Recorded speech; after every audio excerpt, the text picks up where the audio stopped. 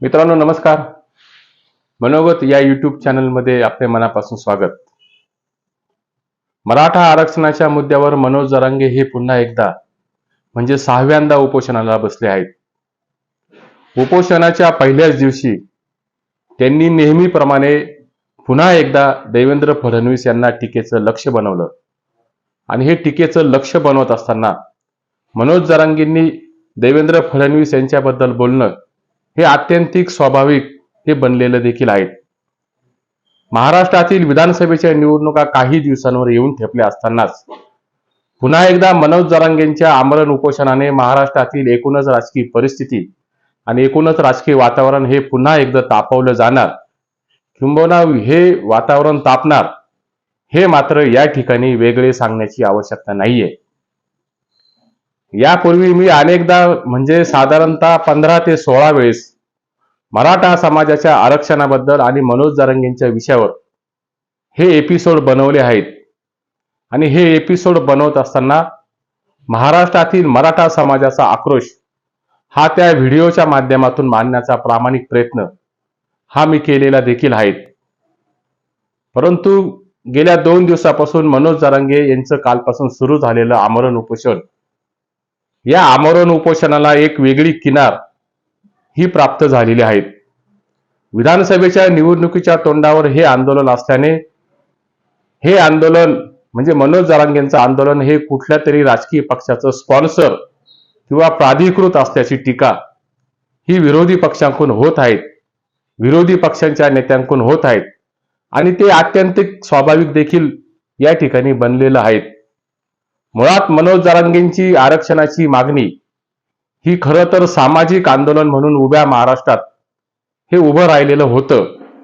परंतु नंतरच्या काळात मनोज जरांगेंचं हे आंदोलन, ह्या आंदोलनाला राजकीय स्वरूप प्राप्त झाल्याचं या ठिकाणी त्यांच्या विधानावरून स्पष्टपणाने दिसून येतं.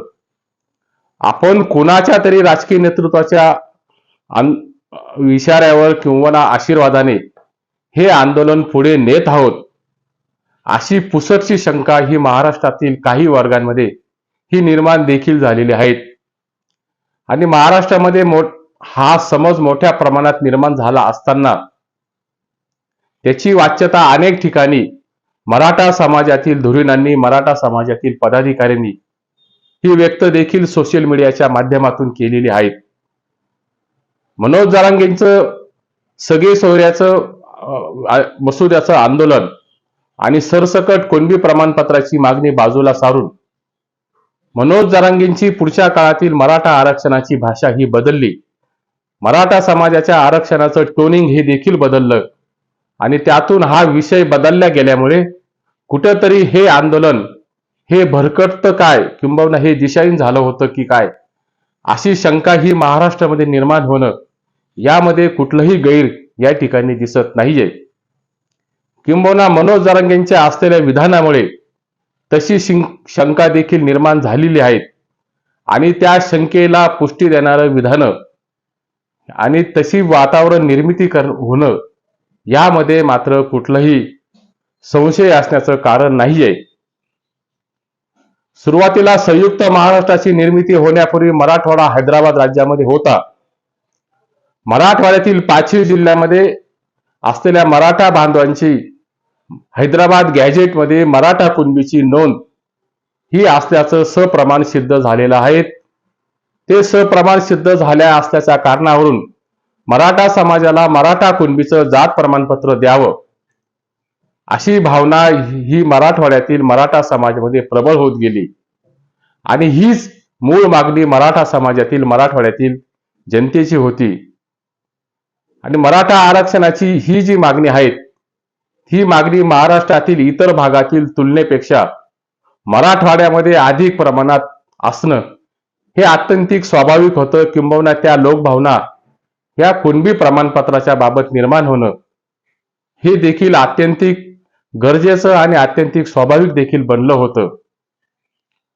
नंतर मराठवाड्यातील मराठ्यांना कुणबी जात प्रमाणपत्र देण्याच्या बरोबरच मराठा आरक्षणाचा प्रश्न हा इतरत्र असलेल्या महाराष्ट्रातील मराठा समाजाला सरसकट कुणबीचं प्रमाणपत्र द्यावं ही मागणी मनोज जरांगेंनी पुढे आणली. ती मागणी काही अंशी रास्त देखील होती. परंतु नंतरच्या काळामध्ये मराठा आरक्षणाचं आंदोलन जसं जसं टप्प्याटप्प्याने पुढे सरकत गेलं आणि यशाच्या शिखरावर हे आंदोलन पोहोचलं, तेव्हा मात्र या आंदोलनामध्ये कुठेतरी राजकीय हस्तक्षेप हा वाढायला लागला आणि कुठेतरी या आंदोलनाची मूळ दिशा ही बाजूला जाऊन अन्यत्र विषयावर हे आंदोलन हे भरकटत की काय अशी शंका ही निर्माण देखील झाली.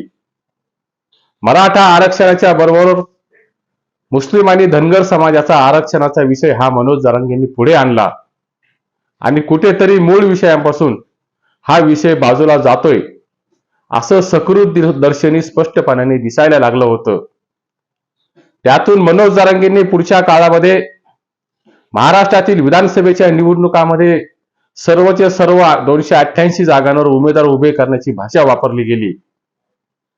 त्यातून यांना पाडणार त्यांना पाडणार ही घेतलेली राजकीय भूमिका ही पूर्णपणे मराठा आरक्षणाच्या दृष्टीने अयोग्यच होती आणि मूळ विषयापासून ती दूर जाणारी असल्याने या आरक्षणाच्या आंदोलनाच्या बाबत जो मेसेज समाजाच्या सर्वदूर भागात पोहोचला तो मात्र निश्चितपणाने अयोग्य देखील होता.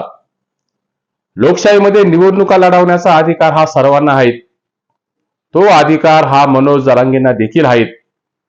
परंतु मराठा समाजाच्या आरक्षणाच्या व सगळे सोयरेच्या मसुद्याबाबत एकनाथ शिंदे सरकारने वाशी येथील दिलेला मसुदा ही बाब मात्र पूर्णपणे कायदेशीर असताना देखील एकनाथ शिंदेंना मराठा समाजाचा सगळे सोयऱ्याचा मसुदा हा शब्द पाळायचा नव्हता.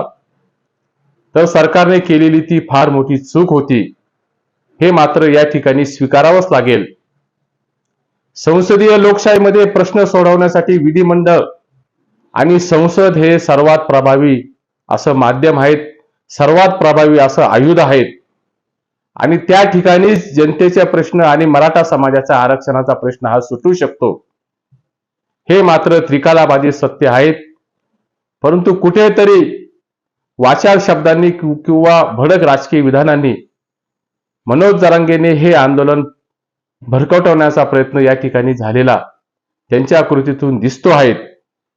खरं म्हणजे जरांगेंनी जे विधानं यापूर्वी केलेली आहेत ही विधानं मात्र या ठिकाणी त्याची दखल घेणं हे या ठिकाणी क्रमप्राप्त देखील आहेत. मनोज जरांगेंनी देवेंद्र फडणवीस यांच्यावर वाटेल तशी आणि वाटेल त्या स्वरूपात टीका करत असताना काही विधानांची या ठिकाणी हा उल्लेख करणं देखील गरजेचा देखील आहे. मनोज जरांगे देवेंद्र फडणवीसांबाबत बोलताना एके ठिकाणी असं म्हणतात, फडणवीस अय फडणवीस तुझ्या घंट्या आणि गोट्या टाईट केल्या तर मी मनोज जरांगे नाव सांगणार नाहीत. मला याबाबत एक गोष्ट प्रामाणिकपणाने सांगायची आहे. देवेंद्र फडणवीस यांचा समर्थक मी या ठिकाणी नाहीये, परंतु एक आंदोलक म्हणून मनोज जरांगेंची ही भाषा ही अशोभनीय देखील आहेत. खरं म्हणजे हे मी सांगण्याची या ठिकाणी जे विधान मनोज जरांगेंनी देवेंद्र फडणवीसांच्या बाबतीत केलं आहे तेच व्हिडिओच्या माध्यमातून सांगण्यासारखं नाहीये, परंतु प्रामाणिकपणाने ह्या गोष्टींचा उल्लेख या ठिकाणी झाला पाहिजे. या असल्या बेताल आणि वाटेल तशा बोलल्यामुळे मनोज जरांगेंची प्रतिमा ही समाजात खराब होतेच आहेत, पण त्याही पेक्षा मराठा समाजाच्या प्रतिष्ठेला धक्का या असल्या विधानामुळे पोचला देखील आहेत. आणि विशेषतः छत्रपती शिवाजी महाराजांच्या पुतळ्याजवळ बसून जरांगेंनी वापरलेली भाषा ही मराठा आरक्षणाच्या दृष्टीने अजिबात योग्य नाहीये. या असल्या वागण्यातून जे काही दिसते तो फक्त आणि फक्त विकार दिसतो आणि दिसतो तो फक्त त्यातील असलेलं राजकारण दिसतंय. आणि याच विखारातून उद्याच्या महाराष्ट्रातील सत्ता संघर्षात मराठा आरक्षणाची फरफट झाली तर जे काही नुकसान व्हायचं आहे ते अंतिमतः गरीब मराठा समाजाचं आणि वंचित अशा मराठा समाजाचं नुकसान झाल्याशिवाय हे राहणार नाहीये. आंध्र प्रदेशमधील मराठा समाज आणि 2014 मधील तेलंगणाची निर्मिती झाल्यानंतर त्या तेलंगणातील मराठा समाज आणि कर्नाटक प्रांतातील मराठा समाज तामिळनाडूमधील मराठा समाज हा तेथील ओबीसी आरक्षणात आहे, हे सत्य नाकारता येणार नाहीये. राहिला प्रश्न तो फक्त महाराष्ट्रातील.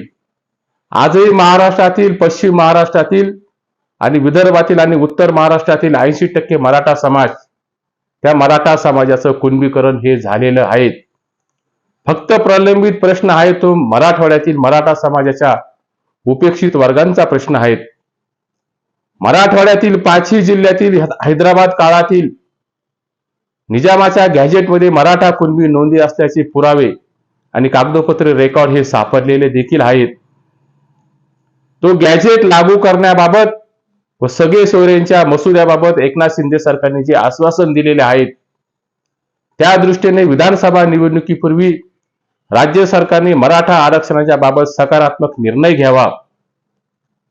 हा निर्णय घेतला नाही तर एकनाथ शिंदेच्या बद्दल मराठा समाजामध्ये असलेली जी प्रतिमा आहे, त्या प्रतिमेला कुठेतरी तडे आणि छेद गेल्याशिवाय राहणार नाहीये.